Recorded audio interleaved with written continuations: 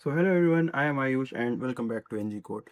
इस वीडियो में हम लोग कवर करने जा रहे हैं वीक 9 का ग्रेड असाइनमेंट। जो लास्ट वाली वीडियो थी उसमें हम लोगों ने कवर किया था कंप्यूटेशनल थिंकिंग वीक 9 की थ्योरी। तो इस वीडियो में जब आप ग्रेड असाइनमेंट को भी कर लोगे तो आपकी जो प्रिपरेशन है वीक 9 के लिए वो अच्छे से कंप्लीट हो चुकी होगी। ठीक है, आपने पहले थ्योरी देख ली, फिर आपने ग्रेड असाइनमेंट कर लिया, तो आपकी एप्लीकेशन भी कंप्लीट है एंड आपकी थ्योरी भी कंप्लीट है। आपको और कुछ ज़्यादा इस वीक में करने के लिए ज़रूरत नहीं है। आप ज़्यादा से ज़्यादा अब पीए लगा सकते हो और अपनी अलग से पीवाईक्यूज़ को प्रैक्टिस कर सकते हो। ठीक है? तो बिना किसी टाइम को वेस्ट किए जल्दी से चलते हैं हम लोग अपनी वीडियो की तरफ। तो अब हम लोग स्टार्ट करने जा रहे हैं कंप्यूटेशनल थिंकिंग का वीक 9 का जीए। ठीक है, तो जैसे हम लोगों ने इससे पहले जो मैंने एक वीडियो डाला था जिसमें मैंने आपको बताया था कि वीक 9 में क्या क्या चीज़ें हैं, कैसे हम लोग देख रहे हैं, तो हर एक चीज़ को मैंने एक्सप्लेन किया था। तो अब इम्पॉर्टेंट है कि हम लोग वीक 9 के क्वेश्चंस को भी कर रहे हो। ठीक है, तो अब हम लोग देखते हैं जो वीक 9 के मोस्ट इंपॉर्टेंट क्वेश्चंस हैं, जिससे आपका जो अभी तक तो आपने कॉन्सेप्ट सीख लिया, अब उसको अप्लाई कैसे करेंगे। ठीक है, एग्जाम्पल्स भी हमने देखे थे, तो अब बेसिकली हम एप्लीकेशन भी देखेंगे। ठीक है, तो क्वेश्चंस देखते हैं। Consider a graph generated from scores table that is represented by matrix B. अपने पास एक मैट्रिक्स बी है जो कि क्या है, एक ग्राफ है, जो कि एक ग्राफ है, यानी कि अपना वो मैट्रिक्स वाली टेबल है फ्रॉम द स्कोर्स टेबल। ठीक है, each node in the graph correspond to a student from the table. हर एक नोड एक स्टूडेंट को कोरेस्पॉन्ड कर रहा है। ठीक है, sequence number is stored to label the nodes in the graph. Sequence number से हम लोग लेबल कर रहे हैं। Study the given pseudocode and answer the following questions. ठीक है, हमें सूडोकोड को देखना है और देखना है, पहले हम लोग देख लें तो सूडोकोड में क्या है, फिर क्वेश्चंस तो आंसर हम लोग करते रहेंगे। सूडोकोड में यहाँ क्या है, सबसे पहले उसने ए इज इक्वल्स टू एक एम्प्टी डिक्शनरी बनाई। ए इज इक्वल्स टू उसने क्या बनाई, एम्प्टी डिक्शनरी बनाई। उसके बाद वो क्या कर रहा है, while table one has more rows read the first row X in table one, यानी एक एक करके वो हर एक स्टूडेंट को देख रहा है। फिर वो क्या कर रहा है, इस जो डिक्शनरी है इसमें वो एक्स यानी जो मेरा स्टूडेंट था उसकी सीक्वेंस नंबर की की बनाई। उसके साथ इसने स्टोर करी है एक लिस्ट, यानी एक ये डिक्शनरी बना रहा है। उसमें वो स्टूडेंट जो आएगा, मान लो स्टूडेंट आईडी 0 वाला स्टूडेंट आया, उस पहला स्टूडेंट था, तो उसके लिए इसने क्या स्टोर किया, एक लिस्ट स्टोर करी इसकी वैल्यू में। उसमें इसने क्या स्टोर किया, इस स्टूडेंट 0 की जो सिटी होगी एंड जो इसका जेंडर होगा वो इसने स्टोर किया। फिर इसने move to X to table 2 कर दिया, वाइल लूप ऊपर जाएगा, यानी कि इस डिक्शनरी में हर एक स्टूडेंट के लिए एक लिस्ट प्रेजेंट होगी। इस डिक्शनरी में हर एक स्टूडेंट के लिए एक लिस्ट प्रेजेंट होगी, और वो लिस्ट क्या होगी, उस स्टूडेंट की सिटी और जेंडर का क्या होगा, वो एक लिस्ट होगा। ठीक है, अब जब मेरे पास ये वाइल लूप खत्म हो जाएगा तब क्या होगा, जब वाइल लूप खत्म हो जाएगा तब अपनी डिक्शनरी ए जो है वो मेंटेन हो जाएगी। किस तरीके से, वहाँ पे की वैल्यू पेयर क्या होंगे, की होगी अपनी स्टूडेंट आईडी। ठीक है, और इसके साथ जो वैल्यू होगी, वैल्यू क्या होगी, वैल्यू होगी एक लिस्ट, और उस लिस्ट में क्या होगा, फर्स्ट एलिमेंट होगा उस स्टूडेंट की सिटी और सेकंड एलिमेंट होगा उस स्टूडेंट का जेंडर। ठीक है, तो इस तरीके से हमें की वैल्यू पेयर मिलने वाले हैं। उसके बाद क्या हो रहा है, n is equals to length of keys of A. जितने भी स्टूडेंट हैं, हर एक स्टूडेंट के लिए इस डिक्शनरी में की वैल्यू पेयर बन रहा है। तो अगर मैं कीज ऑफ ए करता हूं तो वो मुझे क्या देगा, एक लिस्ट जिसमें हर एक स्टूडेंट की स्टूडेंट आईडी होगी। और अगर मैं उस पर लेंथ फंक्शन लगाता हूं तो वो मुझे क्या देगा, नंबर ऑफ स्टूडेंट्स दे रहा होगा। ठीक है, फिर उसके बाद b is equals to create matrix n comma n। अब हम लोग जो वहाँ पे b मैट्रिक्स की बात हो रही थी कि b एक अपने पास ग्राफ है, तो हम लोग वो मैट्रिक्स बना रहे हैं जिसमें n रोज हैं एंड n कॉलम्स हैं। तो आप लोग ये समझ गए होंगे यहाँ पे क्या होने जा रहा है, ये एडजेंसी मैट्रिक्स हम लोग बनाने जा रहे हैं। एडजेंसी मैट्रिक्स में क्या होता है, हम लोग अपने जो स्टूडेंट्स होंगे, बेसिकली स्टूडेंट्स ही अपने रोज में भी होंगे एंड कॉलम्स में भी होंगे, और उनके बीच में हम लोग मैपिंग करेंगे कि अगर वो किसी चीज़ से रिलेटेड है तो अपने क्या हो जाएंगे, तो हम लोग उनके बीच में एज बना देंगे। और एज कैसे बनाएंगे, जो वैल्यू है मैट्रिक्स में उसमें स्टोर कर देंगे 1। अगर मैट्रिक्स में वैल्यू 0 स्टोर्ड है, यानी कि वहाँ पे क्या कहते हैं, उनके बीच में कोई एज नहीं है। तो बी अपनी क्या बन जाएगी, जो मैट्रिक्स है वो बन जाएगी। अब हमें यहाँ पे मैट्रिक्स की हर एक वैल्यू में किस लिए जाना है, हम लोग देखेंगे कि अगर एज फॉर्म हो रही होगी तो हम क्या करेंगे, वैल्यू को 1 कर देंगे, यानी एज को बना देंगे अगर कंडीशन ट्रू हो रही होगी। तो for each I in keys of A, for each J in keys of A, ये क्या करेगा, ये अपने मैट्रिक्स की हर एक पोजीशन को देखने वाला है। मैट्रिक्स की हर एक पोजीशन को देखेगा, जैसे कि अगर मेरे पास ऐसे 0 1 2 हो एंड 0 1 2 हो, तो पहले ये 0,0 पेयर को देखेगा, फिर 0,1 पेयर को देखेगा, फिर 0,2 को देखेगा, फिर 1,0 1,1 1,2, फिर 2,0 2,1 एंड 2,2, ऐसे करके हर एक पेयर को देखने वाला है ये। ठीक है, ये दो जो फॉर लूप हैं ओवरऑल। अब हर एक पेयर के लिए जो आई है वो अपना पहला वो होगा और जे है वो अपना पेयर का दूसरा एलिमेंट होगा। अब if I is not is equals to J, यानी कि दोनों की वैल्यू अलग अलग होनी चाहिए। अगर मेरे पास एक पेयर आता है 0,0 जहाँ पे आई भी 0 है एंड जे भी 0 है, तो अपनी कंडीशन ऑलरेडी फॉल्स हो जाएगी, यानी हमें उनके बीच में एज नहीं बनानी। हमें कंडीशन क्या है कि आई जो है वो जे के बराबर ना हो, यानी दो अलग अलग एलिमेंट हो एक पेयर में।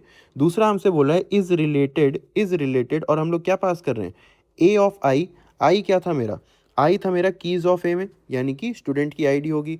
तो उस स्टूडेंट की आईडी में डिक्शनरी ए में जो वैल्यू प्रेजेंट है वो क्या होगी, वो होगी ये वाला की वैल्यू पेयर, कि अपना ये वाली वैल्यू, एक ये अपना ये वाली वैल्यू की एक लिस्ट प्रेजेंट है, उस लिस्ट में उस स्टूडेंट की सिटी और जेंडर प्रेजेंट है। तो ए ऑफ आई यहाँ क्या बताएगा, आई स्टूडेंट की अपनी क्या कहते हैं सिटी और जेंडर वाली लिस्ट, कॉमा दूसरा एलिमेंट क्या पास कर रहे हैं हम लोग, जे स्टूडेंट की स्टूडेंट आईडी क्या कहते हैं अपना सिटी और आईडी, अपना सिटी और जेंडर वाली लिस्ट। ठीक है, कहाँ पे पास की, इज रिलेटेड फंक्शन में। इज रिलेटेड फंक्शन में एक स्टूडेंट के लिए लिस्ट आई एंड दूसरे स्टूडेंट के लिए लिस्ट आई। एक स्टूडेंट की लिस्ट में क्या था, सिटी और जेंडर, इसमें भी क्या था, सिटी और जेंडर। अब हम लोग यहाँ पे देख रहे हैं, ठीक है, अब हम लोग यहाँ पे देख रहे हैं, if first of X double is equals to first of Y, यानी कि जो पहला स्टूडेंट था उसकी सिटी और जो दूसरा स्टूडेंट था उसकी सिटी वो दोनों सेम हो, एंड इसी के साथ साथ last of X is equals to last of Y, यानी कि जो पहले का जेंडर हो वो दूसरे के जेंडर से बराबर हो, तब मैं क्या कर रहा हूँ, रिटर्न कर रहा हूँ ट्रू। तब मैं क्या कर रहा हूँ, रिटर्न कर रहा हूँ ट्रू, यानी यहाँ पे ट्रू कब आएगा, ये ओवरऑल कंडीशन ट्रू होनी चाहिए, तब मैं एज बनाऊंगा। तो मैं एज कब बनाऊंगा, जब आई जे के बराबर ना हो, ये तो ठीक है। दूसरी क्या है, is related function true return करे। इज रिलेटेड फंक्शन ट्रू तब रिटर्न करेगा जब ये जो मेरा पेयर आया है आई और जे, इनकी सिटी भी सेम है, इनकी सिटी भी सेम है एंड इनका जेंडर भी सेम है, इनकी सिटी भी सेम है एंड इनका जेंडर भी सेम है। तो हम लोग इनके बीच में क्या बना दे रहे हैं, एज को बना दे रहे हैं। ठीक है, तो यहाँ पे बेसिकली क्या हो रहा है, यहाँ पे क्या कर रहे हैं कि हर एक पेयर को हम लोग देखेंगे और अगर उनकी सिटी और जेंडर दोनों सेम होगा तो हम उनके बीच में एज जो है क्रिएट कर देंगे। ठीक है, तो यहाँ पे जो मेरे पास पहला क्वेश्चन है वो क्या है, there is an edge between student I and J with I not is equals to J if and only if. तो ये हमें पता है कब होती है, अगर वो सेम सिटी से हैं एंड सेम जेंडर के हैं, they are from the same city town and have the same gender. ये अपने पास करेक्ट ऑप्शन हो गया। ये दोनों क्या कहते हैं, इनकम्प्लीट ऑप्शन है, एंड लास्ट वाले ऑप्शन में और लगा हुआ है, इसलिए ये भी क्या कहते हैं, गलत ऑप्शन है। ठीक है, नेक्स्ट क्वेश्चन की तरफ हम लोग चलते हैं कि which of the following statement is true about this graph. It is a multi select question. Okay, there are 2 cliques. अच्छा, अब आप लोग सोच रहे होंगे कि व्हाट आर क्लिक्स, तो मैं बताता हूँ क्लिक्स क्या होते हैं। एक ग्राफ में अपने पास क्लिक्स क्या होते हैं, तो देखो क्लिक्स वो होते हैं, मेरे ग्राफ में सारी नोड एक दूसरे से कनेक्टेड होंगी, मतलब कोई नोड किसी से कनेक्ट होगी, कोई नोड किसी से कनेक्ट होगी। हम क्या करते हैं, जितनी भी एक टाइप की, जो क्या कहते हैं, एक टाइप की नोड्स जितनी भी कनेक्टेड है उनको एक क्लिक बोलते हैं। जैसे कि मेरे पास यहाँ पे क्या होगा, अपने पूरे इस डेटा सेट में मान लो ये स्टूडेंट होगा, ये इससे कनेक्टेड होगा, फिर ये मान लो इससे कनेक्टेड है, फिर ये इससे कनेक्टेड है, ऐसे करके सब आपस में मान लो कनेक्टेड है। ठीक है, तो ये जो कनेक्शन है, ठीक है, ये जो कनेक्शन है, इसमें हम लोग ये चीज़ देखेंगे कि जो ये स्टूडेंट 1 का जो जेंडर है ये इससे कैसे कनेक्टेड है, ये इससे तभी कनेक्टेड है अगर क्या हो रहा हो, यहाँ पे अपने पास इसका जेंडर भी सेम हो एंड इसका वो भी सेम हो, टाउन सिटी भी सेम हो। तो जितने भी ये आपस में कनेक्टेड हैं, जितने भी ये आपस में कनेक्टेड हैं, ये क्या होने चाहिए, इनका सब कुछ सेम होना चाहिए। यानी कि मान लो इनकी सिटी थी चेन्नई और जेंडर था मेल, तो ये जितने भी आपस में कनेक्टेड है ना, जितने भी आपस में कनेक्टेड है, इन सब की जो सिटी है चेन्नई होनी चाहिए एंड मेल होनी चाहिए, तो हम इसको कहेंगे ये एक क्लिक है। तो एक क्लिक मेरे पास किसका बन गया, चेन्नई और मेल का। ऐसे ही एक क्लिक किसका बन जाएगा, चेन्नई और फीमेल का। एक क्लिक किसका बन जाएगा, किसी दूसरी सिटी और सेम जेंडर का। फिर अगला क्लिक किसी दूसरी सिटी और सेम जेंडर का। तो बेसिकली जितनी तरीके की सेम टाइप के कनेक्शंस हम लोग बना सकते हैं उनको हम कहते हैं क्लिक। ठीक है, तो यहाँ पे हमसे बोलता है there are 2 cliques in the graph for 1 for each gender. तो ऐसा नहीं सही है, क्यों नहीं सही है, क्योंकि क्लिक तो ये भी होगा कि चेन्नई और सेम जेंडर में हो, मतलब चेन्नई और मेल के लिए हो जाए, चेन्नई और फीमेल का एक क्लिक होगा। ठीक है, चेन्नई और फीमेल का एक क्लिक होगा। मान लेते हैं बैंगलोर, तब बैंगलोर और मेल का एक क्लिक होगा, बैंगलोर और फीमेल का एक क्लिक होगा। यानी कि इधर सारे नोड्स हैं जो कि आपस में कनेक्टेड है, वो सारे बैंगलोर और मेल हैं। इधर क्या है, सारे बैंगलोर और फीमेल है। तो यहाँ पे हर एक जेंडर के लिए एक नहीं है, मतलब केवल 2 क्लिक्स नहीं है यहाँ पे। ठीक है, in every clique there is at least a pair of student having different gender. ये गलत है, एक क्लिक के अंदर सब कुछ सेम होना चाहिए, एक क्लिक के अंदर अलग अलग नहीं होगा बेस्ड ऑन कंडीशन। कंडीशन क्या थी क्लिक बनाने की, कि सिटी भी सेम हो एंड जेंडर भी सेम हो, तो एक क्लिक के अंदर जेंडर अलग नहीं हो सकता। फिर अगला option, the student in a given click have the same gender, correct है, क्योंकि एक क्लिक जो बना है उसमें स्टूडेंट का सेम जेंडर होना तो कंपलसरी है। फिर next option, the student in a given clique are from the same city town, ये भी करेक्ट है। फिर last, there are no cliques in the graph, ये अपना रॉन्ग हो गया। ठीक है, तो ये अपने क्या थे, दो करेक्ट ऑप्शन यहाँ पे बन रहे थे। ठीक है, नेक्स्ट क्वेश्चन को हम लोग देखते हैं अब। The following table contains information regarding books in a library. Each row corresponds to a book authored by exactly two authors with equal contribution. अच्छा, तो यहाँ पे हमसे बोला जा रहा है कि हर एक बुक जो है उसको exactly दो ऑथर क्या कर रहे हैं, कंट्रीब्यूट कर रहे हैं। There is a pool of n authors, each assigned a unique index. हमारे पास n नंबर ऑफ ऑथर हैं, हर ऑथर को हमने एक इंडेक्स दिया, इंडेक्स मतलब नंबरिंग की है। मान लो मेरे पास ऑथर ये थे, तो मैंने उनको नंबरिंग कैसे करी है, जीरो से करी है, zero author, one author, two author, three author, ऐसे करके हर ऑथर को मैंने नंबर दे रखा है। The table is represented bye a dictionary books, dictionary books. अच्छा, जो अपने पास टेबल है, यानी कि जो अपने पास ये वाली बुक्स वाली टेबल थी, वो अपनी डिक्शनरी बुक में है, with keys as serial number and values as list of authors. तो देखो हमसे बोला गया कि हर एक बुक के एग्जैक्टली दो ऑथर हैं, अपनी बुक्स नाम की एक डिक्शनरी होगी, बुक्स नाम की एक डिक्शनरी होगी, उसमें क्या होगा, बुक की आईडी होगी, की वैल्यू पेयर उसमें क्या है कि बुक आईडी उसमें होगी, एंड उसके साथ यहाँ पे क्या स्टोर हो रहा है, उसके साथ स्टोर हो रहा है एक लिस्ट। उस लिस्ट में क्या है कि इस बुक के ऑथर कौन थे, तो author one and author two, ऐसे करके अपने दोनों ऑथर इस बुक के प्रेजेंट होंगे। ऐसे करके जो नेक्स्ट बुक आईडी होगी उसके लिए भी एक लिस्ट है, जो नेक्स्ट बुक आईडी होगी उसके लिए भी एक लिस्ट है, एंड सो ऑन। हर एक बुक आईडी के लिए हमारे पास यहाँ पे एक लिस्ट प्रेजेंट होगी।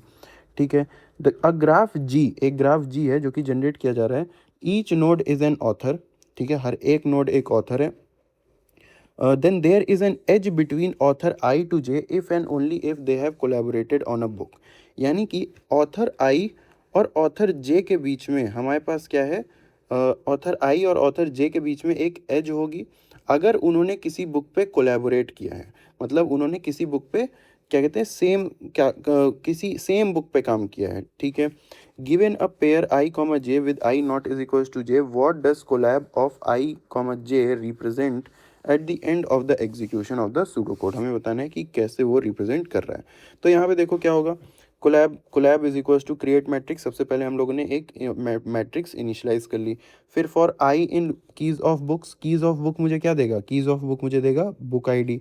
ऑथर वन में मैं क्या स्टोर कर रहा हूँ, फर्स्ट ऑफ बुक आईडी, यानी कि ये जो बुक आईडी थी इसकी वैल्यू क्या थी, ये लिस्ट। तो इस लिस्ट का जो पहला पहला एलिमेंट है वो क्या होगा, पहला ऑथर जिसने कंट्रीब्यूट किया उसको ऑथर वन में स्टोर कर दिया। फिर दूसरा ऑथर जिसने कंट्रीब्यूट किया उसको और इसमें स्टोर कर दिया लास्ट ऑफ बुक से। ठीक है, तो एक बुक पे जो बुक आई थी उस पे कोलैबोरेट करने वाले दोनों ऑथर इधर आ गए। अब मेरा जो ग्राफ होगा, जो मेरे पास मैट्रिक्स होगी, उसमें मैं क्या करूँगा, ऑथर वन से ऑथर टू तक एक एज बनाऊंगा, ऑथर वन से ऑथर टू तक एक एज बनाऊंगा, एंड दूसरी एज क्या बनाऊंगा, ओके एज नहीं बना रहा हूँ मैं यहाँ पे, उसकी वैल्यू में प्लस वन कर रहा हूँ। अब ज़रा यहाँ पे ध्यान से देखना, हम लोग की जो मैट्रिक्स होगी उसमें हम ऐसे 1 0 1 0 स्टोर करते हैं ना, तो यहाँ पे ये बोल रहा है 1 0 मत स्टोर करो, आप प्लस वन करते जाओ। यानी कि ये जो दो ऑथर हमारे पास आए, ये जो दो ऑथर हमारे पास आए कि ऑथर वन और ऑथर टू, इनकी वैल्यू पे आप जाके कर दो plus one. Similarly author two और ऑथर वन की वैल्यू पे आप जाके कर दो प्लस वन। तो स्टार्टिंग में अपने पास मैट्रिक्स में मान लो सारे अपने एलिमेंट क्या थे, ज़ीरो थे, तो ये होगा 0 1 0 1 2 3। ठीक है, हम ऐसे मान लेते हैं कि ऑथर ज़ीरो और ऑथर वन ने एक बुक पे काम जो है साथ में किया था।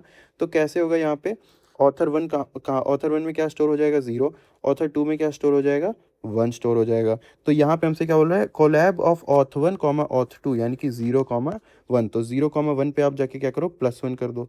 फिर वो बोल रहा है नेक्स्ट लाइन पे auth two comma auth one, यानी कि auth two comma auth one, auth two क्या था, वन, ऑथ वन क्या था, 0, 1 0 पे आप जाके क्या कर दो, प्लस वन कर दो। ठीक है, तो इससे हमें क्या मिल गया कि एक जो बुक आई थी मैंने उसके लिए उन दोनों पेयर में प्लस वन कर दिया। अब मान लो मेरे पास एक और बुक आती है जो कि 0 1 पे ही हो, ठीक है, जो कि 0 1 पे ही हो। अब देखो ये फॉर लूप ऊपर जाएगा, तो ये अब नेक्स्ट की वैल्यू पेयर को देखेगा। मान लो वो जो अपने पास बुक आईडी आई थी उसके भी ऑथर यही दोनों, तब क्या होगा, पहले तो author one comma author two, यानी 0 1 पे करेगा प्लस वन, तो 1 + 1 2, यानी इन दोनों ऑथर के कोलैबोरेट करी हुई बुक ये सेकेंड बुक थी। एंड सिमिलरली 1 0 पे भी हम लोग प्लस वन कर दे रहे हैं। ठीक है, 0 1 भी सेम ही पेयर है ना, और 1,0 भी सेम ही पेयर है, बस अलग तरीके से लिखा हुआ है, इसलिए हम दोनों जगह जो है ऐड कर रहे हैं। ठीक है, अब हम देखते हैं यहाँ पे क्या होगा correct option. It represents the number of books published by author 1 और ऑथर आई और ऑथर जे। तो नहीं, ये गलत है, और नहीं होगा, ऑथर आई और एंड ऑथर जे होना चाहिए। ठीक है, दोनों होना चाहिए। It represent the number of book which authors I and J have collaborated. तो ये वाला ऑप्शन अपना करेक्ट है। It represent number of book written by author I plus the number of books written by author J, ये भी अपना गलत होगा। ठीक है, ये भी अपना गलत होगा। फिर it represent the number of books published bye author I in which he has not collaborated. तो ये भी अपना ऑप्शन क्या होगा, गलत होगा। ठीक है, तो इतनी चीज़ हम लोग ने देख ली। अब हम नेक्स्ट क्वेश्चन को देखते हैं। Using the matrix collab computed from the previous problem, answer the following questions. For each question, what do the variables a var and b var represent at the end of the execution of the pseudocode। यानी हमें बताना है कि हर एक execution में 4 से 11 तक हैं ये क्वेश्चन। ठीक है, अपने पास कोड्स होंगे, उसमें बताना है ए वैर और बी वैर क्या स्टोर कर रहे हैं। ठीक है, और ये अपने पास ऑप्शंस हैं, इतने ऑप्शंस हैं, इनमें से हर एक ऑप्शन किसी पार्ट में लगेगा। ठीक है, क्वेश्चन 4 क्या बोलता है, what is the correct option for a वैर और बी वैर, दोनों के लिए हमें बताना है। क्वेश्चन 5 ए वैर है, क्वेश्चन 4 ए वैर है, क्वेश्चन 5 है बी वैर। ठीक है, तो देखो A var is equals to 0, B var is equals to empty list. ठीक है, for are in rows of collab, for C in columns of collab. यहाँ पे हम लोग क्या कर रहे हैं, अपनी मैट्रिक्स में चल रहे हैं, मैट्रिक्स में हम लोग क्या कर रहे हैं, प्रोसेस कर रहे हैं। यानी हम लोग हर एक एलिमेंट को देखेंगे मैट्रिक्स में ऐसे करते हुए। यहाँ पे देखो ये क्या है, आर है, इधर सी है, एंड इधर क्या है, आर कॉमा सी। यानी हम लोग क्या कर रहे हैं, रो वाइज चलने वाले अपने मैट्रिक्स में हर एक पेयर को रो वाइज चेक कर रहे होंगे। ठीक है, अब if collab of r comma c, if collab of r comma C is greater than A where, तो a where is equals to collab of r comma c. ये आप लोग को पता होगा, ये किस चीज़ का अपना क्या कहते हैं लॉजिक है, ये लॉजिक है मैक्सिमम फाइंड करने का। अगर ए वेयर की एग्जिस्टिंग वैल्यू से बड़ी वैल्यू मुझे मिल रही है तो मैं ए वेयर में उसी वैल्यू को अपडेट कर दे रहा हूँ। ये क्या होता है, मैक्सिमम का लॉजिक होता है। यानी कि जिस भी आर कॉमा सी वाले पेयर ने, जिस भी आर कॉमा सी वाले ऑथर के पेयर ने सबसे ज़्यादा बुक्स लिखी होंगी, सबसे ज़्यादा बुक्स पे कोलैबोरेशन किया होगा, वो नंबर ऑफ कोलैबोरेटेड बुक्स कहाँ पे आ रही हैं, ए में। नंबर ऑफ कोलैबोरेटेड बुक्स कहाँ पे आ रही हैं, ए में। और वो वाला जो पेयर है, ठीक है, वो वाला जो पेयर है जिसने क्या कहते हैं नंबर ऑफ बुक्स पे कोलैबोरेट किया है, वो पेयर आ जा रहा है बी वेयर में। हम लोग लिस्ट ऑफ आर कॉमा सी यहाँ पे स्टोर कर ले रहे हैं। ठीक है, तो यहाँ पे मेरे पास करेक्ट ऑप्शन क्या होगा, बी वेयर के लिए तो है pair of the author who have contributed the most, या फिर देखो maximum number of collaborators among all authors, okay, an author with the maximum number of publication, a pair of author who have collaborated most often। तो ये वाला अपना होगा beware, ये वाला अपना क्या होगा, बीवेयर, पेयर ऑफ ऑथर जिन्होंने सबसे ज़्यादा बार कोलैबोरेट किया है। और अब हम ए में क्या आ रहा है कि वो नंबर ऑफ कोलैबोरेशंस जो मेड हुई हैं मैक्सिमम, तो एन ऑथर हु हैज़, तो ऑथर तो नहीं स्टोर करें, maximum number of books published by any pair of author, ये अपने पास क्या होगा, ए वेयर। ठीक है, ये अपने पास क्या होगा, ए वेयर होगा। ठीक है, नेक्स्ट हम लोग देखते हैं, नेक्स्ट क्वेश्चन क्या कहता है, using the collab what do A var and B var represent at the end of the execution. तो यहाँ पे अपने पास अलग कोड है। अब देखो यहाँ पे क्या हो रहा है, a where 0, b where 0 for each r in rows of collab. देखो अभी आर पे ही है, तो हम लोग एक ऑथर को पिक करेंगे, उस ऑथर को पिक करने के बाद हमने काउंट को सेट कर दिया 0 पे। यानी आपने एक ऑथर को पिक किया, आपने एक ऑथर को पिक किया, फिर आपने इसके लिए count is equals to 0 set कर दिया।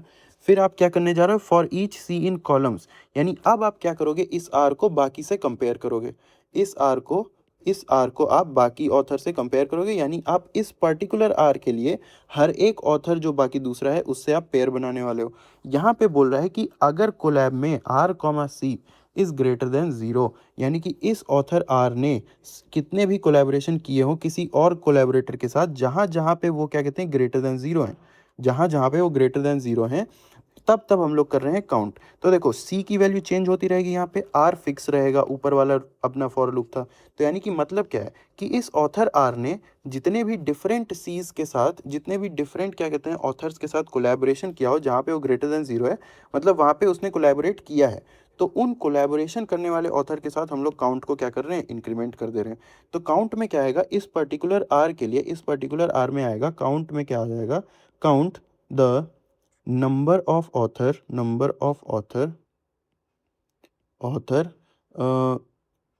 Author collaborated with R, collaborated with a single author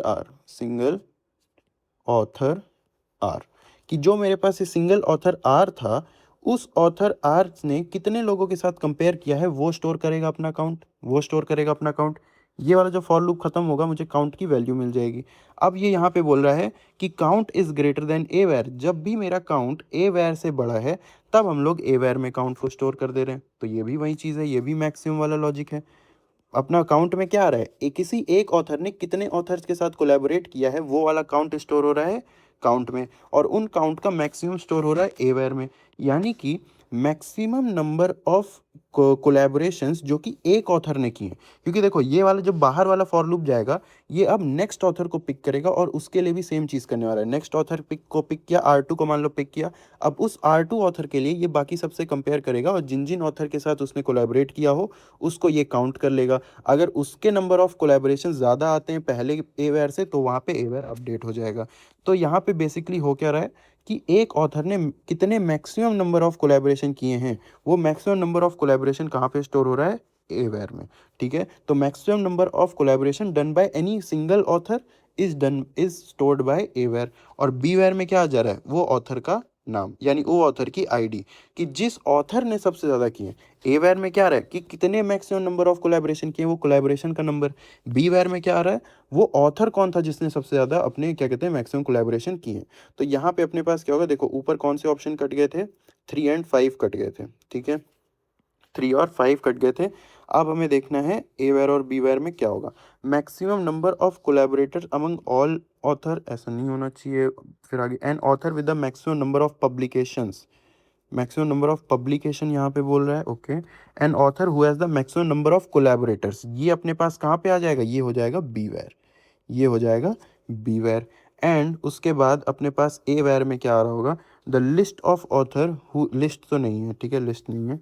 the number of author who have, exactly नहीं, maximum number of books published by any author, maximum number of books published by any author. और यहाँ पे क्या है, maximum number of collaborators among, हाँ ये रहा, maximum number of collaborators among all authors, कि कितना मैक्सिमम नंबर था कोलैबोरेटर्स का अमंग ऑल ऑथर, वो कहाँ पे स्टोर हो रहा है, ए वेयर में, ए वेयर में।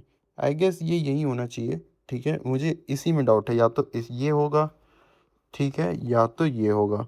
ठीक है, इसका मतलब maximum number of books published by any author, books published, नहीं नहीं नहीं होगा, ये वाला ऑप्शन नहीं होगा, बुक्स पब्लिश नहीं होगा। क्योंकि देखो हम लोग क्या कर रहे हैं, एक ऑथर ने, ओके, एक ऑथर ने बाकी कितनी बुक्स पे कोलैबोरेट किया, तो वो पब्लिकेशंस भी हम लोग कह सकते हैं। Okay, maximum number of collaborators among all authors, maximum number of collaborators, okay, maximum number of books published by any authors. Okay, मुझे लग रहा है ना ऑप्शन 8 भी हो सकता है इसका, इसका हम लोग वेरीफाई कर लेते हैं एक बार कि क्या होगा इस क्वेश्चन का answer. Question number, maximum number of collaborators among all authors, हाँ ठीक है, तो ये अपना करेक्ट है कि मैक्सिमम नंबर ऑफ जिसने कोलैब्स किए हो वो है। तो यहाँ पे बस देखो क्वेश्चन की जो लैंग्वेज है वो इन्होंने थोड़ी सी अजीब सी कर दी, तो ये वाला अपना ऑप्शन करेक्ट है। ये क्या है, ए वेयर, कि मैक्सिमम नंबर ऑफ कोलैबोरेटर्स कितने थे अमंग ऑल द ऑथर्स। ठीक है, अब हम लोग देखते हैं तो कौन से ऑप्शन अपने हो चुके हैं, 1, 3, 4 एंड 5, 1, 3, 4 एंड 5 ऑप्शन हो चुके हैं। अब देखते हैं वापस से हमें क्या कहते हैं, ए वेयर और बी वेयर बताना है कि क्या करेगा। तो देखो यहाँ पे a where 0, b where 0 for each r in rows of collabs. हम लोग क्या कहते हैं, एक ऑथर को उठाएंगे, उस ऑथर के लिए काउंट को सेट करेंगे 0 पे। फिर हम लोग क्या करेंगे, अपने क्या कहते हैं, अब हर एक ऑथर सी से उसको कंपेयर करेंगे। बेसिकली एक ऑथर को उठाया, अब हम लोग का काउंट चलेगा। ठीक है, अब हम लोग का क्या कहते हैं, यहाँ पे जो दूसरा वाला लूप है वो चलेगा, count is equals to count plus collab of r comma c. हाँ, अब देखो ध्यान से, यहाँ पे क्या हो रहा है कि जब मेरा ये आर आर ऑथर आया, इसने एक ऑथर से जिसने इसने कोलैब किया है, इसने जिस ऑथर से कोलैब किया है, मान लेते हैं वो C1 था, तो उस ऑथर से कोलैब करने पे वहाँ क्या होगा, जो ये वैल्यू है r of c, collab of r of c, वहाँ पे प्रेजेंट क्या होगा, वहाँ पे मान लो 10 प्रेजेंट है। 10 का मतलब क्या है कि इस ऑथर आर ने C1 के साथ 10 बुक्स लिखी। फिर मान लो C2 के साथ जो वैल्यू स्टोर थी होती 12 की, इस ऑथर आर ने C2 के साथ 12 बुक्स लिखी। ठीक है, तो हम लोग यहाँ पे प्लस क्या कर रहे हैं काउंट में यही वैल्यूज़ को प्लस कर रहे हैं। यानी इस ऑथर आर ने अलग अलग ऑथर के साथ जितनी भी बुक्स लिखी उन सारी बुक्स को हम लोग काउंट में ऐड कर रहे हैं, उन सारी बुक्स को हम लोग काउंट में ऐड कर रहे हैं। यानी बेसिकली यहाँ पे क्या होगा, जब ये फॉर लूप खत्म हो जाएगा तो एक पर्टिकुलर ऑथर आर ने कितनी बुक्स लिखी हैं, कितनी नंबर ऑफ बुक्स लिखी हैं। तो यही बेसिकली अपना पिछले क्वेश्चन में डाउट अब क्लियर हो गया। पिछले क्वेश्चन में क्या हो रहा था, जब भी मुझे एक कोलैबोरेटर मिल रहा था मैं तब +1 कर रहा था। यानी कि वहाँ पे मैं नंबर ऑफ बुक्स को नहीं काउंट कर रहा था, मैं वहाँ पे कोलैबोरेटर्स को काउंट कर रहा था। यहाँ पे मैं क्या कर रहा हूँ, एक कोलैबोरेटर के साथ उसने कितनी बुक्स को लिखा है उन बुक्स को भी यहाँ पे ऐड कर दे रहा हूँ। ठीक है, तो अपना बेसिकली काउंट क्या रिप्रेजेंट करेगा, किसी एक पर्टिकुलर ऑथर आर के लिए कितनी नंबर ऑफ बुक्स थी, वो सारी नंबर ऑफ बुक्स क्या कहते हैं अपना स्टोर हो रही होंगी काउंट में। अब अगर count is greater than a where तो a where is equals to count. तो अपना यहाँ पे बेसिकली क्या आएगा, maximum number of books published by any author, और वो ऑथर जिसने maximum number of books publish करी थी वो स्टोर हो जाएगा बी वेर में। ठीक है, तो author with the maximum number of publication ये कहाँ पे आ जाएगा अपना बी वेर में, and maximum number of books published by any author ये अपना कहाँ पे आ गया ए वेर में। ठीक है, ये अपना कहाँ पे आ गया ए वेर में। अब लास्ट 6 और 7 ऑप्शन बचे हैं, तो देखते हैं इसमें क्या होता है। इसमें भी हमें ए वेर और बी वेर की ही वैल्यू बतानी है। तो a where is 0, b where is empty list, for are in rows of collab count को हम लोग 0 कर रहे हैं, for C in columns of collab अगर मेरा क्या कहते हैं collab of r of c is greater than 0, यानी कि उन्होंने कोलैब कर रखा हो तो मैं काउंट को इंक्रीमेंट करूंगा। तो बेसिकली यहाँ पे भी क्या आ रहा है, यहाँ पे अपने पास काउंट में आ जा रहा है एक पर्टिकुलर ऑथर आर के लिए कितने कोलैबोरेशंस उसने किए हैं काउंट में वो स्टोर हो रहा है।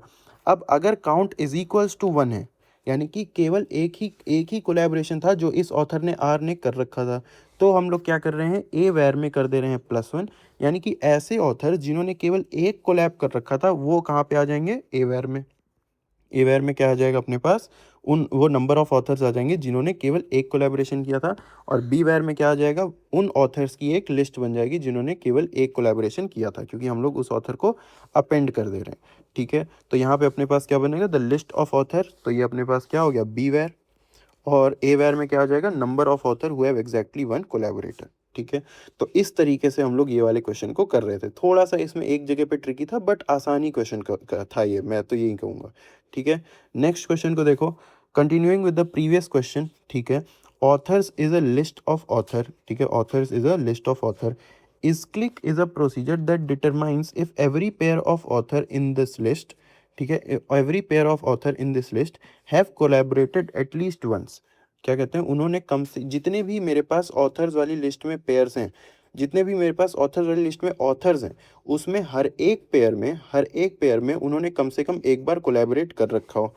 It returns false if at least one pair hasn't collaborated and true if every pair have collaborated at least once.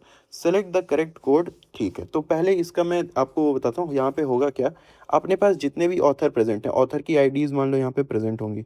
ठीक है, हम लोग क्या करेंगे, हम लोग फाइंड करेंगे इस तरीके से, पहले हम लोग उठाएंगे ज़ीरो को हम लोग पेयर करेंगे 1 के साथ, फिर ज़ीरो को पेयर करेंगे 2 के साथ, ऐसे करते करते ज़ीरो को पेयर कर देंगे 5 के साथ, और चेक करेंगे कि अगर कहीं पे भी मुझे 0,1 0,2 0,3 कहीं पे भी मुझे क्या मिल जाए देखने को, मुझे मिल जाए देखने को कि कोलैब ऑफ आई ऑफ जे मुझे देखने को मिल जाए लेस देन 1, यानी कि उन्होंने कोलैबोरेट नहीं किया, तब मैं डायरेक्टली फॉल्स रिटर्न कर सकता हूँ कि मुझे वो पेयर मिल गया जिन्होंने कोलैबोरेट नहीं किया था। ठीक है, तो ये हो सकता है। अब हम देखते हैं कि यहाँ पे कोड क्या होगा। तो इस क्लिक था, यहाँ पे ऑथर्स आ गई अपनी लिस्ट ऑथर की, एंड आ गई अपनी लिस्ट कोलैब की। हम लोग चलेंगे for each I in authors, for each J in author, same list में हम लोग अपना ट्रैवर्स कर रहे हैं। तो यहाँ पे देखो होगा कैसे, ऑथर्स में अगर मान लो मेरे पास 1 2 3 4 थे, तो देखो किस तरीके से होगा। For each I in authors, i कहाँ पे चल रहा है, आई की वैल्यूज़ क्या क्या हो सकती है 1 2 3 4, जे की वैल्यूज़ क्या क्या हो सकती हैं 1 2 3 एंड 4। तो ये मेरे पास आई और जे की वैल्यूज़ हो सकती हैं। अब मुझसे ये पूछ रहा है कि कैसे मैं यहाँ पे फाइंड करूँगा कि ऑथर्स ने कोलैबोरेट किया हो, तभी हम उनका वो करेंगे, तभी हम क्या कर रहे होंगे, तभी हम ट्रू रिटर्न कर रहे होंगे। तो देखो, जब आई इज इक्वल्स टू 1 होगा, जब आई इज इक्वल्स टू 1 होगा तो जे पूरा चलेगा। मैंने आपको बताया था कि अंदर वाला फॉर लूप तेज चलता है और बाहर वाला धीरे चलता है, और अंदर वाला काफ़ी बार चलेगा, बाहर वाला एक बार चलेगा। ठीक है, तो देखो अंदर वाला लूप एक बार चला, बाहर वाला लूप एक बार चला, आई इज इक्वल्स टू 1 हुआ, तब जे इज इक्वल्स टू 1 होगा, कौन सा पेयर चेक हो गया 1,1। फिर J2 होगा, कौन सा पेयर चेक हो गया 1,2, फिर J3 होगा, कौन सा पेयर चेक हो गया 1,3 एंड फिर हो गया 1,4। अब जैसे ही मेरा बाहर वाला लूप बाहर वाली आइट्रेशन पे गया तब मेरा J वापस से फिर से स्टार्ट हो जाएगा। फिर वो किसको देखेगा, अब मेरा I 2 पे है तो अब देखेगा 2,1, फिर देखेगा 2,2, फिर देखेगा 2,3, फिर देखेगा 2,4। ऐसे करते करते 3 के लिए भी चारों पेयर एंड 4 के लिए भी चारों पेयर यहाँ पे जो है अपना एग्जीक्यूट हो रहे होंगे। तो हम लोग सारे के सारे पेयर्स को इस तरीके से देख लेंगे। अब हम लोग क्या करेंगे कि इफ हम लोग यहाँ पे कंडीशन लगा देंगे कि कोलैब ऑफ आई ऑफ जे, कहीं पे भी अगर मुझे लेस देन 0 मिला, लेस देन 1 मिला, यानी उन्होंने कोलैबोरेशन नहीं कर रखा, तो मैं डायरेक्टली रिटर्न कर सकता हूँ फॉल्स। क्योंकि सारे पेयर जो है वो क्या होने चाहिए, कोलैबोरेट करने चाहिए। यहाँ पे हमसे बोला है कि अगर एक भी पेयर ऐसा मिला जो कि कोलैबोरेट नहीं कर रहा है तो हम क्या कर देंगे, फॉल्स को रिटर्न कर रहे होंगे। तो यहाँ पे करेक्ट ऑप्शन कि if I is not is equal to J and collaboration of I J is greater than 0, option गलत, हमें लेस देन 0 चाहिए तभी हम फॉल्स रिटर्न करेंगे। यहाँ पे if I is not is equal to J and collaboration of I J is equal to 0, ये अपना ऑप्शन सही होगा। ये अगर 0 के ही बराबर हो यानी एक भी कोलैबोरेशन नहीं हो वो भी सही है, वहाँ पे क्या होगा, रिटर्न फॉल्स हो जाएगा। फिर नेक्स्ट में क्या बोल रहा है, i is not is equal to 0 and क्या कहते हैं, i is not is equal to J and i j क्या हो 1 के बराबर, तो ये भी ऑप्शन गलत है, ये अगर 0 होता तो सही हो जाता। ठीक है, फिर वो बोल रहा है कि i is not is equal to j, अगर आई जे यहाँ पे 0 हो तो रिटर्न कर दो फॉल्स, तो ये भी अपना सही है ऑप्शन। फिर यहाँ पे बोल रहा है कि आई जे अगर नहीं है बराबर और आई जे के साथ मुझे 0 मिल रहा है तो रिटर्न कर दो ट्रू, तो यार ऑप्शन गलत हो जाएगा। ठीक है, सो इस तरीके से ये वाला क्वेश्चन हो रहा होगा। नेक्स्ट क्वेश्चन पे चलते हैं हम लोग। नेक्स्ट क्वेश्चन देखो हमसे क्या कहता है, a computer scientist plans to conduct an event using novel invitation scheme, the host sends invitation and accepts none. Host, तो देखो हमसे पहले उसने क्या बोला, होस्ट जो है वो क्या करेगा, होस्ट सेंड करेगा बट एक्सेप्ट नहीं करेगा। ठीक है, each invitation is a unique test message, each invitee can accept और रिजेक्ट, हर एक इन्वाइटी क्या कर सकता है, या तो एक्सेप्ट करता है या तो रिजेक्ट करता है। If accepted, the invitee can forward the same message to exactly one person. Invitee क्या कर सकता है, फॉरवर्ड करेगा केवल एक नेक्स्ट पर्सन को। If rejected they cannot invite anyone, अगर रिजेक्ट कर दिया तो वो किसी को इनवाइट नहीं कर सकते। ठीक है, अगर उन्होंने रिजेक्ट किया है तो वो किसी को इनवाइट नहीं कर सकते। If a person receive multiple invitation they accept at most one invitation, अगर उनके पास काफ़ी इन्विटेशन आ रही है वो केवल एक ही को एक्सेप्ट करेंगे, मल्टीपल को एक्सेप्ट नहीं करेंगे, एंड रिजेक्ट ऑल अदर्स। ठीक है, तो देखो this is modelled as graph, इसको हम लोग ग्राफ की तरह देख रहे हैं। वन नोड पर attendee, index 0 to n-1, there is an edge from I to J if, तो देखो हमारे पास आई टू जे एक एज होगी if and only if, I double F का मतलब होता है if and only if J was invited by I. हमसे बोल रहा है कि आई से जे तक एज तभी होगी अगर जे को इन्वाइट किया होगा आई ने, and J accepted eyes invitation. तो ये एक और कंडीशन है कि देखो अगर आई ने जे को इन्वाइट किया है एंड जे ने एक्सेप्ट कर लिया है तभी अपने पास आई टू जे एक होने वाली है edge. The graph is represented by matrix A where a of I of j is equals to 1 if there is an edge from I to j। ठीक है, for n is equals to 5, यानी कि अपने पास 5 nodes हैं, विच of the following is a possible representation of a graph. ठीक है, तो देखो यहाँ पे जो मेरा नोड 3 है वो सेंड कर रहा है, तो मान लेते हैं ये अपना होस्ट है, ये अपना क्या है, होस्ट है। ठीक है, अब अगर ये होस्ट है तो इसने दो लोगों को मैसेज सेंड किया। ठीक है, इसने एक्सेप्ट कर लिया एंड इसने 0 को सेंड किया। अब देखो 0 यहाँ पे क्या कर रहा है, 0 यहाँ पे दो लोगों के इन्विटेशन को एक्सेप्ट कर ले रहा है, 0 यहाँ पे दो लोगों के इन्विटेशन को एक्सेप्ट कर ले रहा है, ये गलत हो जाएगा, ऑप्शन ए गलत होगा। नेक्स्ट देखो यहाँ पे 0 अपना होस्ट है क्योंकि ये सेंड कर रहा है। ठीक है, 0 ने अपना क्या कहते हैं सेंड किया 1 को, 1 ने देखो दो लोगों को सेंड कर दिया, तो ये भी पॉसिबल नहीं है। एक क्या कहते हैं, एक इन्वाइटी एक ही को भेज सकता है, फॉरवर्ड कर सकता है, और अगर वो भी नहीं है तो यहाँ पे देखो 4 जो है वो दो लोगों से एक्सेप्ट भी कर रहा है। ठीक है, तो ये गलत हो जाएगा। और एक तो यहाँ पे होस्ट भी दो है, ये तो बहुत ज़्यादा गलत है। यहाँ पे एक होस्ट 0 बन रहा है एंड एक होस्ट 3 भी बन रहा है, तो ये गलत हो जाएगा इस तरीके से। ठीक है, यार ऑप्शन गलत है। फिर उसके बाद ऑप्शन सी में ऑप्शन ये जो 3 है, ये देखो ये दो लोगों को अपना यहाँ पे क्या कर रहा है, इनवाइट कर रहा है। तो देखो ऑप्शन यहाँ पे 4 ने एक्सेप्ट कर लिया, 0 ने किया, फिर 0 ने एक को फॉरवर्ड किया है, ये सही है। 1 ने भी केवल एक ही को फॉरवर्ड किया है, ये भी सही है, और ये अपना क्या कहते हैं एक करेक्ट ऑप्शन होगा। तो ऑप्शन नंबर सी यहाँ पे क्या है, करेक्ट है।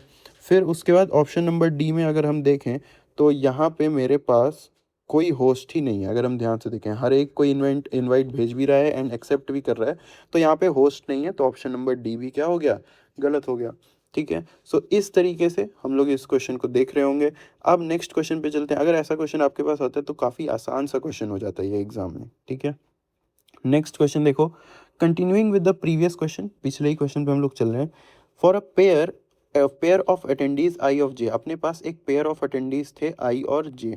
ठीक है, other than the host, host को छोड़ के we say i is an ancestor of j. ठीक है, i is an ancestor of j if their messages are identical and i accepted the invitation before j. तो हमसे कहा जा रहा है कि अगर आई ने क्या कहते हैं, जे से पहले आई ने जे से पहले इनविटेशन एक्सेप्ट किया हो, तो हम कहेंगे आई जो है वो जे का क्या है, एंसेस्टर है। ठीक है, आई जो है वो जे का क्या है, एंसेस्टर है। और एक और चीज़ है कि उनके मैसेज आइडेंटिकल हैं तो। ठीक है, फिर हमसे कहा जा रहा है each invitation sent by host is a unique text message, यानी जो होस्ट अपना मैसेज भेजेगा वो यूनिक होगा। यानी कि अगर आई को भेजता है और सेम तरह का टेक्स्ट मेरे पास जे के पास पहुंचता है, तो यानी आई जो है वो जे का एंसेस्टर है। ठीक है, assume matrix A has already been computed. ठीक है, इस एंसेस्टर फंक्शन है वो क्या करेगा, मैट्रिक्स ए को यहाँ पे इनपुट लेगा एंड टू अटेंडीज आई और जे को इनपुट लेगा with I not is equals to j and returns true if I is the ancestor of j। True return करेगा अगर I ancestor of j होगा, false otherwise. Select the correct code fragment to complete the pseudo code, हमें यहाँ पे correct code fragment बताना है। तो यहाँ पे देखो क्या हो रहा है, सबसे पहले अपने पास एक मैट्रिक्स आ रही है a और दो अपने पास नोड्स आ रही हैं I और j। फिर उसके लिए क्या हुआ, k is equals to I, सबसे पहले उसने क्या किया, k is equals to I initialize किया। फिर उसने फ्लैग को कर दिया ट्रू, फ्लैग को कर दिया ट्रू। यहाँ पे देखो वाइल अपने पास फ्लैग क्या है, वाइल फ्लैग, यानी जब तक फ्लैग ट्रू रहेगा तब तक ये वाइल लूप चलने वाला है, तब तक ये वाइल लूप चलेगा। फिर इसने क्या कर दिया, फ्लैग को कर दिया फॉल्स, वाइल के अंदर आते ही फ्लैग को कर दिया गया है फॉल्स। ठीक है, अब हम लोग क्या करेंगे, for each C in columns of a, यानी कि हम लोग बाकी हर एक नोड पे जाने वाले हैं। हम लोग सी जो है वो क्या करेगा, हर एक नोड को देखेगा। कॉलम्स ऑफ ए भी बेसिकली क्या है, जितनी भी नोड्स मेरे पास पार्टी में आ रही हैं उन नोड्स पे कौन चल रहा है, सी चल रहा है। अब हमें उस पे कोड बताना है और देखना है कैसे यहाँ पे चीज़ें चल रही होंगी। रिटर्न फॉल्स यहाँ पे लिखा हुआ है, रिटर्न फॉल्स, यानी कि हम लोग अंदर ही कहीं पे ट्रू रिटर्न कर रहे होंगे। अगर कहीं पे भी ट्रू नहीं रिटर्न होता और कोड खत्म हो जाता है, यानी कि या फिर ये हम लोग वाइल लूप से बाहर आ जाते हैं। वाइल लूप से बाहर कब आएंगे, वाइल लूप से बाहर आएंगे अगर ये फ्लैग फॉल्स रहेगा, तो हमें बीच में कहीं पे फ्लैग को भी ट्रू करना होगा। ठीक है, तो वो देखते हैं कि कैसे होगा। तो ये थोड़ा सा अच्छा क्वेश्चन है। तो देखो क्या होगा, अपने पास के में हमने आई को सेट कर दिया, फ्लैग को ट्रू कर दिया, वाइल लूप के अंदर आते ही फ्लैग को फॉल्स कर दिया। अब हम लोग फॉर लूप चलाएंगे, हर एक नोड को देखेंगे और देखते हैं फिर क्या होता है। अब जब मैं हर एक नोड को देख रहा हूँ, अगर मेरे पास के से सी तक, के में क्या था, के में आई था, के में आई था यानी आई नोड तक। अगर मेरे पास के से सी तक 1 है, मतलब के ने किसी नोड सी को विजिट किया है, के ने किसी नोड सी को इनवाइट जो है फॉरवर्ड किया है, और वो सी मुझे क्या मिल जाए, जे मिल जाए, वो सी मुझे क्या मिल जाए, जे मिल जाए, तो मैं रिटर्न कर दूंगा ट्रू। तो मैं क्या रिटर्न कर दूंगा, ट्रू रिटर्न कर दूंगा। ठीक है, और अगर ऐसा नहीं हुआ तो मैं के को सी बना दूंगा एंड कर दूंगा एग्जिट लूप। अब अगर मैं एग्जिट लूप करता हूं, अगर मैं एग्जिट लूप करता हूं, तो इसने क्या किया, देखो इसने क्या किया, एग्जिट लूप किया। अब फ्लैग तो फॉल्स है, तो मैं वाइल लूप में जब ऊपर जाऊंगा, फ्लैग फॉल्स है, वाइल लूप से बाहर आके रिटर्न क्या हो जाएगा, फॉल्स। तो यहाँ पे बेसिकली देखो लॉजिक इस तरीके से कि ये मेरा आई है, ये मेरा जे है। मान लो आई ने किसी C1 को भेजा था, फिर आई ने C2 को भेजा था, फिर आई ने C3 को भेजा था, वहां से गया था जे के पास। तो आई यहाँ पे जे का एंसेस्टर ही होगा, क्योंकि आई का सेम मैसेज जो है वो ट्रेवल कर रहा है। ठीक है, अब यहाँ पे होगा क्या, हम लोग ऐसे कर रहे हैं कि हम लोग ने के में हम लोगों ने आई को कर दिया स्टोर, के में हम लोगों ने आई को कर दिया स्टोर। अब मैं क्या करूँगा, अब मैं क्या करूँगा, हर एक नोड को विजिट करने वाला हूँ, हर एक नोड को विजिट करने वाला हूँ के को आई पे स्टोर करके। अगर कहीं पे मुझे ये मिला, मुझे यही मिला कि आई से C1 तक मेरे पास क्या है, एज है, यानी कि मुझे ये के से C1 तक मेरे पास एज है, यानी मैं कहूँगा कि मैं आई से C1 तक जा सकता हूँ। तो मैं यहाँ पे क्या कर दूंगा, के को अपडेट कर दूंगा C1 पे। फिर मैं नेक्स्ट लूप में जब जाऊँगा तब वहाँ पे क्या कर दूंगा, चेक करूँगा कि क्या के से C2 तक है। अगर C2 तक कोई मिल गया तो मैं C2 को फिर के में फीड कर दूंगा। फिर मैं वहाँ पे चेक करूँगा क्या के से C3 तक मिल गई है, कहीं पे मिल गया तो मैं C3 फीड कर दूंगा। फिर जब मेरे पास कब एक और बार चेक कर रहा हूँ, वहाँ पे ये वाली कंडीशन ट्रू हो जाएगी कि क्या C इज इक्वल टू जे था, यानी कि मैं इस आई से स्टार्ट करके इस जे तक पहुंच गया तो यानी कि ये एंसेस्टर था, तो रिटर्न ट्रू हो रहा था। लेकिन आप अगर यहाँ पे ध्यान से देखो तो यहाँ पे क्या है, वाइल फ्लैग, तो फ्लैग की जो वैल्यू है वो भी अपडेट होनी चाहिए। फ्लैग अगर वापस से नीचे ट्रू नहीं होगा तो हम लोग के पास वाइल लूप एंड हो जाएगा और हम लोग आई की पूरी क्या कहते हैं जो उसके पूरे कनेक्शंस हो गए उसको चेक नहीं कर पाएंगे। तो यहाँ पे देखो नेक्स्ट ऑप्शन में क्या हो रहा है कि अगर a of k of c is equals to 1 है and c is equals to j है तो हम लोग कर दे रहे हैं ट्रू। तो हम लोग कर दे रहे हैं ट्रू। नहीं तो हम लोग क्या कर रहे हैं, फ्लैग को क्या कहते हैं, नहीं तो मतलब अगर ये नहीं होंगे तो इधर आ जाएंगे, फ्लैग को हम लोग कर देंगे ट्रू एंड कर देंगे एग्जिट लूप। एग्जिट लूप अगर हम लोग करते हैं तो हम लोग कौन से लूप से बाहर आएंगे, इस लूप से बाहर आएंगे।